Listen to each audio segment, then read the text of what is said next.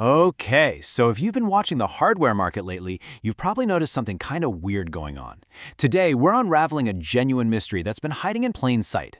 We're going to look at how a single, highly specialized component is structurally reshaping the entire global semiconductor market. It's a phenomenon that is literally, quietly eating up factory capacity all around the world. Think back to the last time you priced out PC parts. Why is standard computer memory, the RAM you'd buy for your motherboard or your laptop, suddenly becoming so wildly expensive and hard to come by? Well, we're seeing a massive squeeze on everyday memory right now. And to understand why, we actually have to look away from your home PC and peer inside the most advanced data centers on Earth. So, here's our roadmap for this explainer. We're going to start with the culprit behind the squeeze. Break down the anatomy of a memory tower and see exactly why it physically eats so many wafers. Then we'll size up a $100 billion market and wrap up by looking at the collateral damage that's hitting your next GPU. Let's jump into Section 1, the culprit behind the squeeze. It is time to meet the component that is single-handedly responsible for this massive shift in global silicon resources. We're talking about high bandwidth memory, or HBM. Just 3 years ago, this was a super niche specialty part. But today, it is a monolithic, completely insatiable behemoth. HBM has rapidly evolved to dictate the price and availability of nearly all the world's memory. It's absolutely the center of gravity in the semiconductor manufacturing world right now. Moving to Section 2, Anatomy of a Memory Tower. To really get why this single component has so much power over the market, we need to dissect it and see why it demands such an absurd amount of engineering. Think about the physical contrast between the RAM you're used to and what the industry is pivoting toward right now. Standard DDR5 is basically a flat, two-dimensional sheet of memory chips laid out on a stick that just clicks right into your motherboard. But high-bandwidth memory? That is a totally different beast. It's not a flat sheet at all. It's a massive, three-dimensional vertical tower. The engineering inside this tower is genuinely mind-blowing. Manufacturers are taking 8, 12, maybe even 16 incredibly delicate DRAM dies and just stacking them vertically. Then, they drill thousands of microscopic vertical channels, they call them through-silicon vias, or TSVs, straight through the silicon to connect them all. This entire skyscraper then sits on a base logic die, and the whole package is mounted just millimeters away from the GPU it feeds. So why go to all this crazy effort? One reason: bandwidth. This extreme engineering exists solely to deliver 5 to 10 times the bandwidth of normal GDDR memory. You see, modern AI training is heavily memory bandwidth bound. The accelerators can do the math insanely fast, but if they can't get the data fast enough, they bottleneck. Without HBM, super expensive AI GPUs like the NVIDIA H100 or the AMD MI300 would just be sitting there, totally idle, starved for data. HBM is the fire hose that keeps those chips fed. Which brings us to Section 3, why HBM eats wafers. We know it's an engineering marvel, but how does this incredible tech physically destroy the supply of standard consumer memory? It all boils down to manufacturing. Actually, scratch that. It's the lack of manufacturing efficiency. Stacking silicon is brutally hard because the dies have to be larger to fit all those microscopic vias and interface logic. Fewer of them actually fit on a single silicon wafer. Plus, yields are just much worse. A single tiny defect in a 12-layer tower can ruin the entire stack. The net result is staggering. 1 bit of HBM consumes roughly 3 to 4 times the wafer area of standard DDR5. Every single time a manufacturer points a wafer at HBM, they're essentially deleting 3 or 4 wafers worth of ordinary consumer memory from the world. And it's a relentless generational arms race. We started with HBM3 back in the H100 era, pushing around 819 gigabytes per second. Then HBM3E became the 2026 workhorse, breaking past 1.18 terabytes per second. Now we're already ramping up to HBM4 for platforms like NVIDIA's Rubin, hitting over 2.8 terabytes per second.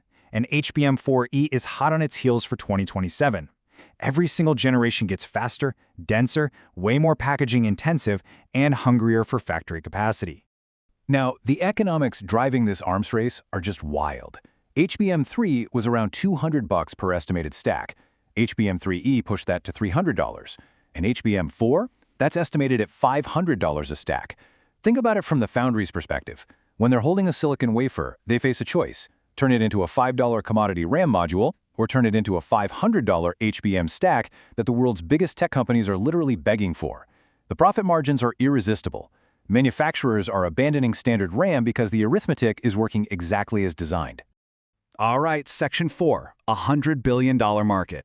Let's zoom out and look at the massive macroeconomic forces at play here, and the three corporate hunters racing to supply this beast. If you want to know why 3 of the planet's largest manufacturers reorganize themselves entirely around one product, just follow the money. In 2023, HBM accounted for a tiny 8% of global DRAM revenue. By 2026, it's projected to leap to an insane 41%. This staggering jump is exactly why the DDR5 in your laptop or the memory in your smartphone has suddenly become a total afterthought. Standard memory is now just being made with whatever factory capacity is left over. The scale of this growth is genuinely breathtaking. The HBM market is projected to grow from $35 billion in 2025 to roughly $100 billion by 2028. We are talking about a 40% annual growth rate in an industry that historically grew slowly in the teens. The demand is so overwhelming that HBM capacity across all suppliers is completely sold out through the entirety of 2026. So who's actually cashing in? Right now, SK Hynix is heavily dominating the space. They currently hold somewhere between 50 to 62% of the market. They got to the HBM3E generation first and managed to lock up roughly 90% of NVIDIA's orders. Honestly, the coupling is so tight right now that SK Hynix is functionally operating as NVIDIA's personal memory division. But the other two giants are definitely clawing their way back in. Samsung has mounted a major comeback for 2026, and Micron has already sold out its entire capacity. A huge milestone hit in June 2026 when NVIDIA confirmed that all three, SK Hynix, Samsung, and Micron, were officially qualified for HBM4 on the Rubin platform. The competition has finally shifted from, can anyone besides SK Hynix even make this, to a pure battle of economics and yields. This three-horse race is our one genuine hope for eventually increasing global supply. Let's move to Section 5, Collateral Damage, your next GPU. Let's see how this trickles down to you, the everyday consumer, because I promise you, this isn't just about system RAM anymore. Here's the cruel twist for gamers and PC builders. Because suppliers are fiercely prioritizing this high-margin HBM for data centers, the specialized GDDR7 memory required for consumer graphics cards is now running seriously short. The exact same wafer logic that's doubling standard RAM prices is actively thinning the supply of the very GPUs you'd buy to run AI locally. The squeeze refuses to stay in its lane. And this has very real consequences on the assembly line right now. NVIDIA reportedly had to cut their RTX 50 series production by 30 to 40% in the first half of 2026. Let that sink in. They had to slash output just to cope with this exact GDDR memory constraint. When factory capacity is finite, the data center tower casts a very, very long shadow over your desktop. So the crucial point is this.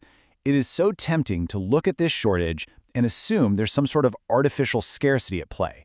But that would be wrong. There's no evil villain hoarding chips in a warehouse somewhere. AI is genuinely bandwidth-bound, HBM genuinely solves that problem, and the manufacturing genuinely is this inefficient.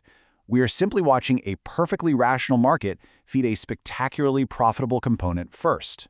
Which leaves us with a pretty unsettling question. If a single component, overwhelmingly tied to a single customer's demand, is dictating the price and availability for the rest of the computing world, what happens to this fragile ecosystem if AI demand ever corrects? If things slow down, HBM is exactly where the overbuild and the economic pain will land first. It is a wildly fragile ecosystem, and it's one we'll be exploring further in our upcoming Buyer's Field Guide to the RAM market. Until then, keep your eyes on those data centers because that's exactly where your laptop's memory went. Thanks for joining me on this explainer.